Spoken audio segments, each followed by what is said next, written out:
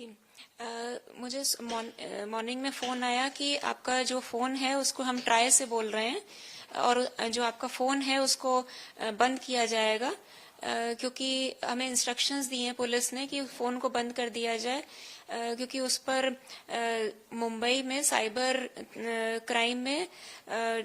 ये बहुत सारी कंप्लेंट्स आपके नंबर के अगेंस्ट रजिस्टर्ड हैं कि लोगों को हैरेसिंग मैसेजेस आ रहे हैं इस नंबर से और आपके और भी जो नंबर्स हैं वो सारे जितने भी हम ट्रेस करके सारे ब्लॉक कर देंगे। तो जब मैंने पूछा कि ये कैसे, ऐसा तो हो नहीं सकता, इनफैक्ट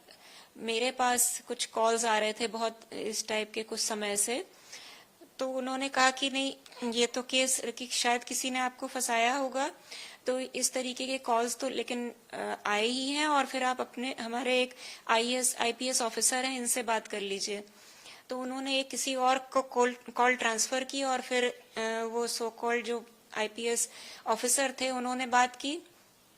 कि खाली ये फोन का बात नहीं है, इसके एक आपका कोई अकाउंट भी है जो कि लिंक्ड है इलीगल एक्टिविटीज से जुड़ा हुआ है, जिससे मनी लॉन्ड्रिंग हुई है 7 करोड़ की। तो एक और केस है और हमें ऑर्डर्स मिले हैं कि आपको अरेस्ट किया जाए इमीडिएटली। और अगर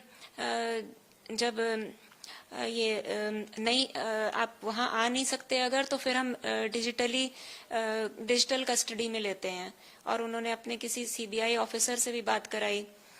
फिर वो 7 डेज तक, और ये कहा कि आप इसको किसी को बता नहीं सकते हैं क्योंकि ये मैटर ऑफ नेशनल इम्पोर्टेंस है, इसको आप कुछ सीक्रेट को किसी को शेयर नहीं करना, वो शेयर करने की भी जेल है 3 to 5 years की,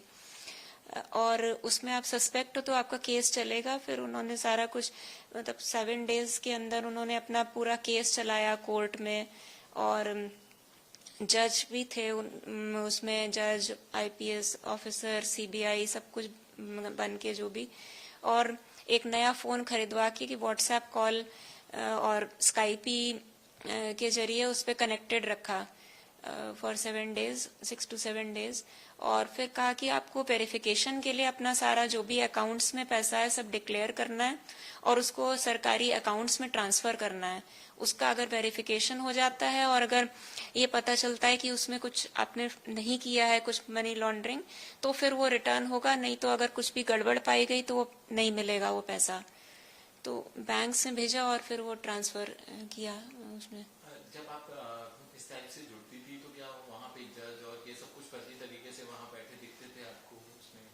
उनके लोगोज दिखते थे, सीबीआई का लोगो, उनके लोगोज थे, आईडीज दिखाए उन्होंने, जो जज वगैरह थे सबने अपने अपने आईडीज दिखाए और उनका लोगो बना हुआ